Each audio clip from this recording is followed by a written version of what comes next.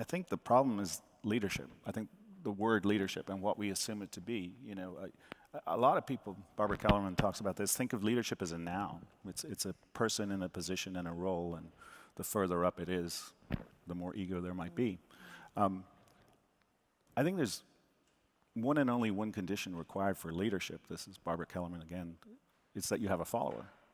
Now, as Michael said earlier, in a terrorist context where there is a strong sense of purpose, you can have bad followership, but let's put that aside for a second. So I think the role of the leader, to pick up on what was talked about this morning, is to be a contextual architect, is to architect a context where people feel that they can become their best selves, that they can express what it is that's uniquely human about them, so they can imagine a future heretofore not conceived of. Because AI is going to eat up all that other stuff, but I don't know yet, you know, if it'll be 30 or 40 years before there's an AI for imagination. And so if you can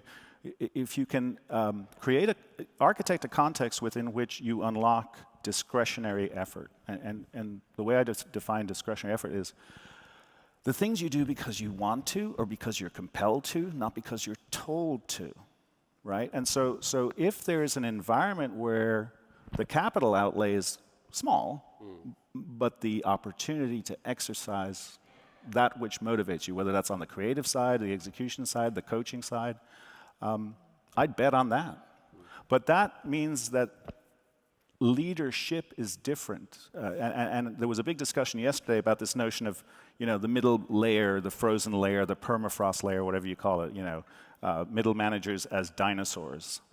I couldn't disagree more. I think middle managers are dynamos. I think they sit between strategy and results, and they sit between culture and people. Their vantage point is truly 360.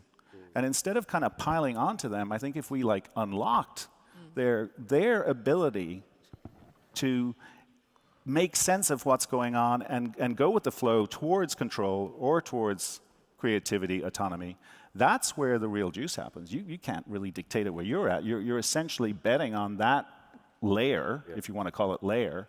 So I call that, it's not top-down leadership or bottom-up, it's middle-out. It's middle-out leadership, where you have that context. And if that context is grounded in the narrative and the story of who we are and why we're here, it's like Javier was saying this morning, there's not necessarily a limit then. You can there's not a limit to growth per se, because the organization is deliberately developmental. Everybody has the opportunity to push their boundaries because they're allowed to.